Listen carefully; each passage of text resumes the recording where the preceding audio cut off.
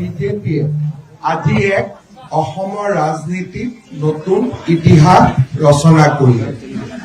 মই ভাৰতীয় জনতা পাৰ্টি আৰু আমাৰ মিত্ৰ দলৰ হৈ অসমবাসী ৰাইজক আমাৰ কৃতজ্ঞতা আগবঢ়াইছো।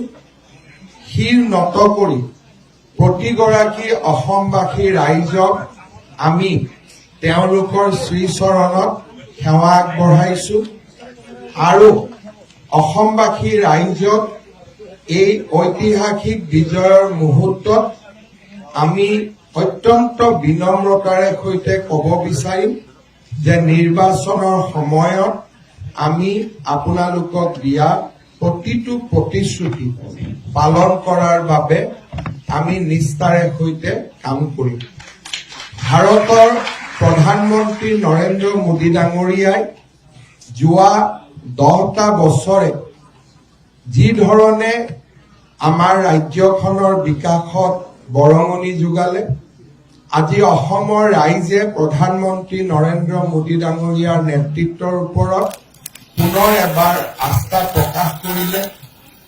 তৃতীয়বাৰ একেধাৰে আমাৰ চৰকাৰ গঠন কৰা ভাৰতীয় জনতা পাৰ্টীৰ ৰাজ্যসমূহৰ ভিতৰত অসমেও নিজৰ নাম অন্তৰ্ভুক্ত কৰিব পাৰিলে।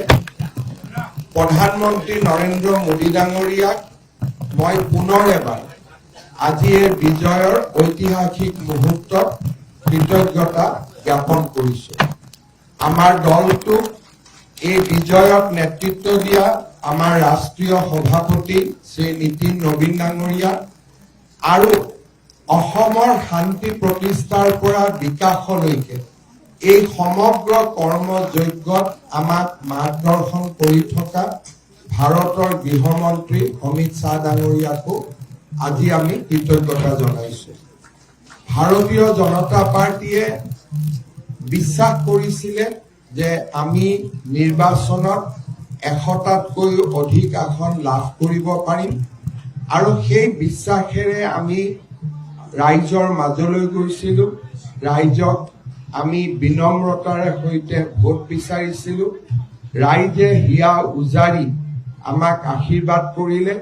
পুনৰ এবাৰ মই অসমবাসী ৰাইজৰ ওচৰত মই মোৰ কৃতজ্ঞতা আৰু সমগ্ৰ ভাৰতীয় জনতা পাৰ্টি আৰু ইয়াৰ মিত্ৰ দলৰ কৃতজ্ঞতা মই জ্ঞাপন কৰিছো।